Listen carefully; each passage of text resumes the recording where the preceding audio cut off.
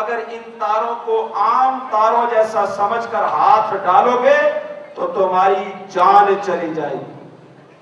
بیانی اسی انداز سے فرمایا کہ خبردار، اللہ تبارک و تعالیٰ کے جو برگزیدہ بندے ہیں ان بندوں کو، ان اولیاء اعظام کو، ان برگزیدہ شخصیات کو عام لوگوں پر قیاس نہ کرنا ورنہ ایمان چلا جائے گا۔ جس طرح بجلی کی تاروں کو ہاتھ لگانے کے لیے ضروری ہے کہ تم ربڑ کے دستانے پہنو، ربڑ کے جوتے پہنو، پھر ان تاروں کو ہاتھ لگاؤ گے تو یہ تمہیں نقصان نہیں پہنچائیں گی۔ یعنی اسی انداز سے عقیدت کے دستانے پہن کر، محبت کے جوتے پہن کر بزرگان دین کی بارگاہ میں جاؤ تو تمہیں وہاں سے فیض ملے گا۔ ان کو عام لوگوں جیسا قیاس نہیں کرنا، ولی کامل کی بارگاہ اقدس کے اندر جانا ہے تو عقیدت اور محبت کے ساتھ جانا ہے۔ ان لوگوں کا مقام اور مرتبہ، رتبہ بہت بلند ہے۔ صاحب تفسیر قرطبی نے حضرت عمر فاروق رضی اللہ تعالیٰ عنہ سے روایت کرتا ایک حدیث لکھی ہے کہ حضرت عمر فاروق رضی اللہ تعالیٰ فرماتے، رسول اللہ صلی اللہ علیہ وآلہ وسلم نے فرمایا کل محشر کے میدان کے اندر کچھ لوگ ایسے ہوں گے جو نہ نبی ہوں گے نہ شہید ہوں گے، لیکن ان لوگوں کو اللہ تبارک و تعالیٰ کی بارگاہ اقدس کے اندر اتنا قرب حاصل ہوگا، اللہ کے ہاں اتنا قرب حاصل ہوگا کہ نبی بھی اور شہداء بھی ان کے قرب الہی پر ان پر رشک کریں۔ صحابہ نے عرض کیا، یا رسول اللہ صلی اللہ علیہ وآلہ وسلم ارشاد فرمائیے یہ کون لوگ ہیں تاکہ ہم ان لوگوں سے محبت کریں۔ یہ گروہ کون سا گروہ ہے کہ جن کو اتنا اللہ کے ہاں قرب ملا ہے کہ ان کے قرب الہی پر نبی بھی اور شہداء بھی رشک کر رہے ہیں۔ نبی علیہ السلام نے فرمایا یہ وہ بندے ہیں جو لوگوں سے محبت کرتے ہیں اللہ کے لیے اور لوگوں سے دشمنی رکھتے ہیں اللہ کے لیے۔ نبی علیہ السلام نے فرمایا یہ وہ گروہ ہیں جن کو کل قیامت کے روز نوری بحال عطا کیے جائیں گے، یہ میری امت کے ولی ہیں۔ پھر رسول اللہ صلی اللہ علیہ وآلہ وسلم نے یہ آیہ کریمہ بھی تلاوت کی کہ الا ان اولیاء اللہ لا خوف علیہم ولا هم یحزنون۔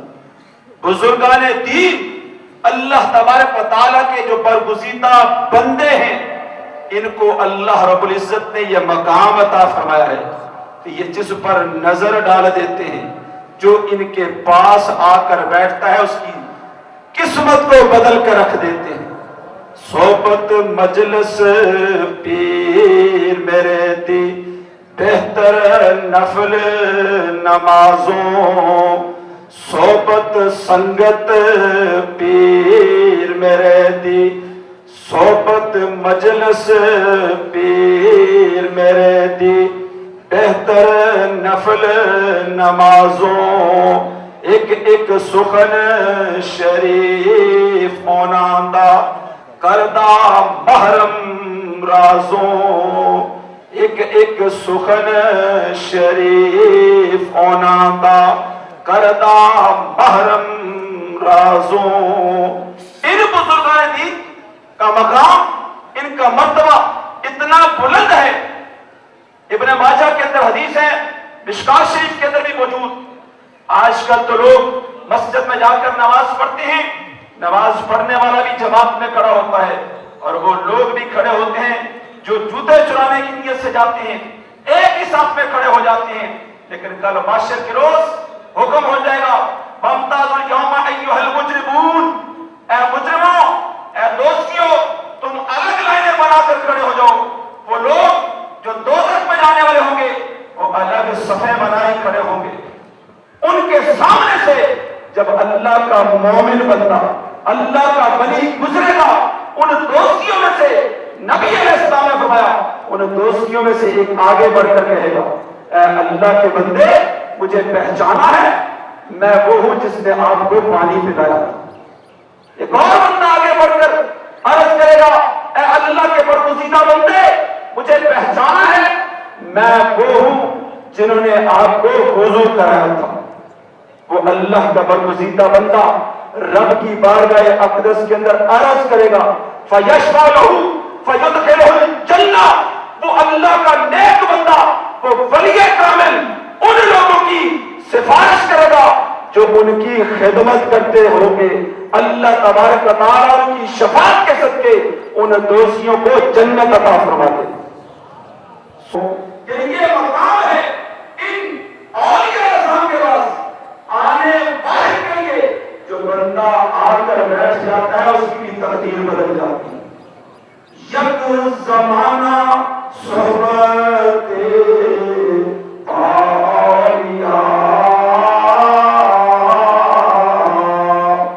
یک زمانہ صحبت اولیاء,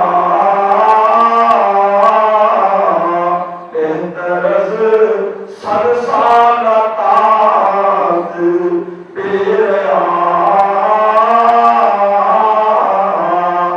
یک زمانہ صحبت اولیاء, بہتر از صد سال تاج بیریا.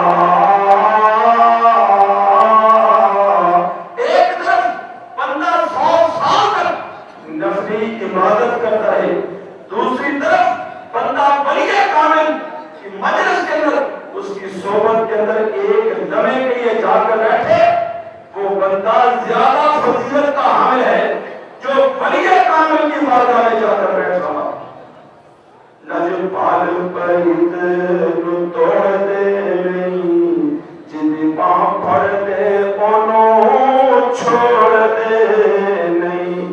لجپال پریت نو توڑ دے نہیں, لجپال پریت نو توڑ دے نہیں, جن پاں پھڑ دے انہوں چھوڑ دے نہیں. یہ اللہ کے ولیوں کی خوبی, ان کا وصف ہے جو بندہ آنے واحد کے لیے ایک لمحے کے لیے نہیں اگر ان کی گلی میں سے بھی گزر جائے تو بخشا جاتا ہے. حضور غوث اعظم رضی اللہ تعالیٰ بڑا قیمتی لباس پہنا ہوا, بڑا خوبصورت قیمتی جبہ پہنا ہوا, آپ اپنے زمانے کے امیر ترین شخص تھے. حضور غوث اعظم رضی اللہ تعالیٰ خوبصورت قیمتی جبہ پہنا ہوا بازار میں سے گزر رہے تھے کہ چور کی نظر پڑ گئی. جبہ بڑا قیمتی ہے, حضرت کے پیچھے پیچھے چل پڑا کہ کسی ویرانے کی طرف جائیں تو میں جبہ اتار لوں. حضور غوث اعظم رضی اللہ تعالیٰ چلتے چلتے جب ایک ویرانے کی طرف گئے, اس چور نے پیچھے سے جبے کو ہاتھ ڈالا, جبہ اتارنے لگا. حضور غوث اعظم رضی اللہ تعالیٰ اسی وقت اللہ کی بارگاہ میں ہاتھ اٹھائے, یا اللہ اس بندے نے عبد القادر کے دامن کو ہاتھ ڈالا ہے, قیامت تک نہ چھوٹے. اس بندے نے میرے دامن کو ہاتھ ڈالا ہے. لجپال پریت نو توڑ دے نہیں, جد باں پھڑ دے انہوں چھوڑ دے نہیں. اعلیٰ حضرت گولوی رضی اللہ تعالیٰ پاک بدن شریف تشریف لے گئے. بڑے بڑے سجادہ نشین بر صغیر پاک و ہند کے بڑے بڑے آستانوں کے سجادہ نشین پاک بدن کے اندر موجود ہوتے تھے, لیکن بہشتی دروازے کا تالا حضور قبلہ عالم کھولتے تھے. یہ شان, یہ انفرادی شان اللہ تبارک و تعالی نے غوث پاک کے صدقے ہمارے پیر و مرشد اعلیٰ حضرت گولوی کو عطا فرمائی.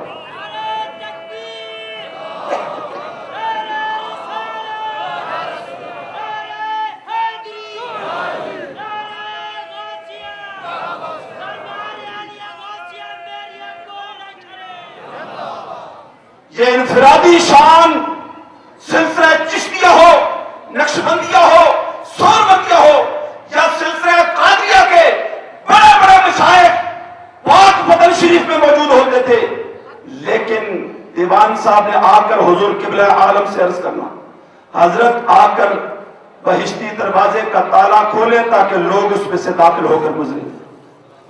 ایک روز آپ تشریف فرماتے, دیوان صاحب حاضر ہوئے, آ کر عرض کیا حضور تشریف لائیں, تالا کھولیں. آپ نے فرمایا مینڈا سنگی کپڑے دھونے گیا, وہ آلے تو پھر چلتے. دیکھو اللہ جو پالی کس انداز کی, فرمایا مینڈا سنگی کپڑے دھونے گیا ہوا ہے, وہ آلے تو پھر چلتے ہیں. اب حضور نے فرما دیا, دیوان صاحب خاموش ہو گئے. کچھ دیر کے بعد پھر عرض کیا, حضرت رش کافی ہو گیا ہے, لوگ اکٹھے ہو چکے ہیں, آپ تشریف